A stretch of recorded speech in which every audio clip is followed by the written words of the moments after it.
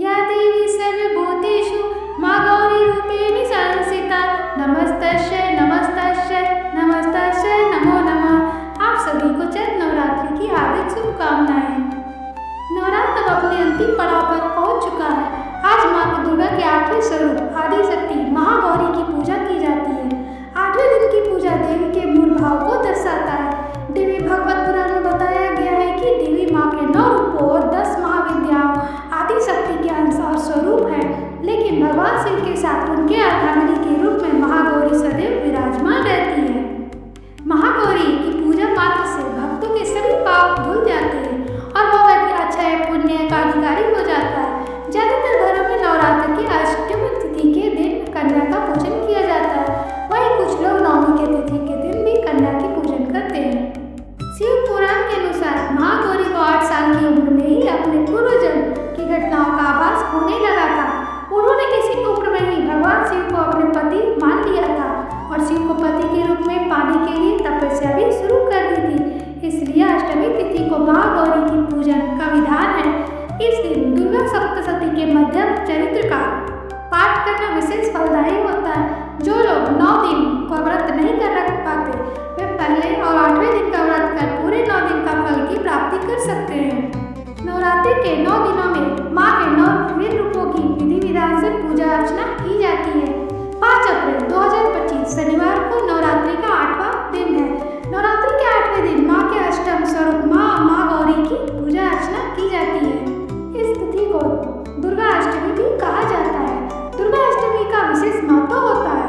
इस पावन दिन कन्या पूजन भी किया जाता है। अपने भक्त की शुभकामनाओं संदेश के जरिए इस दिन शुभकामनाएं भी दी जाती है। महागौरी की पूजा के दिन सबसे पहले सूर्योदय से पूर्व उठकर स्नान करें। स्नान करने के बाद साफ स्वच्छ वस्त्र धारण करें।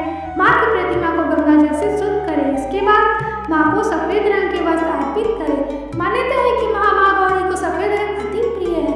मां रौली कुमकुम आदि भी लगाएं। मां को पंचमेवा फल व मिष्ठान के साथ काले चने का भोग जरूर लगाएं।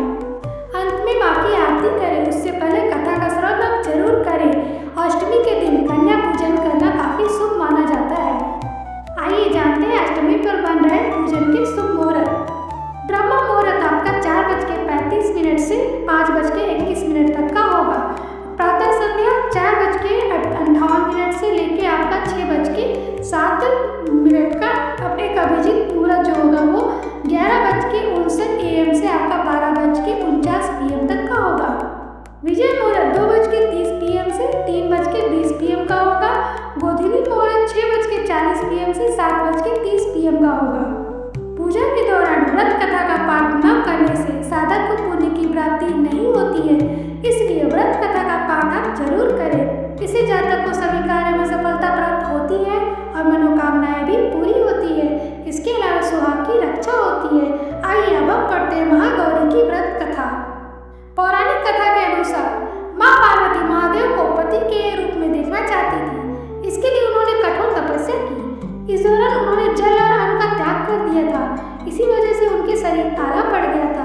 उनकी तपस्या से महादेव प्रसन्न हुए और वह मां पार्वती को अपनी पत्नी के रूप में स्वीकार करने के लिए राजी हुए।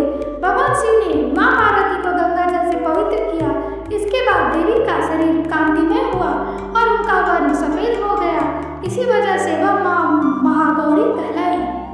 और अंत में मां महागौरी की पूजा के दौरान मंत्र का जप जरूर करें। ऐसा मान्यता है कि महागौरी का मंत्र का जाप करने से देवी के भक्तों के सभी पापों को दूर हो जाते हैं। साधक को अक्षय पुण्य की प्राप्ति होती है। इसके अलावा विवाह में जो भी बाधा आ रही है उससे छुटकारा मिलता है और जीवन में सुख समृद्धि बनी रहती है।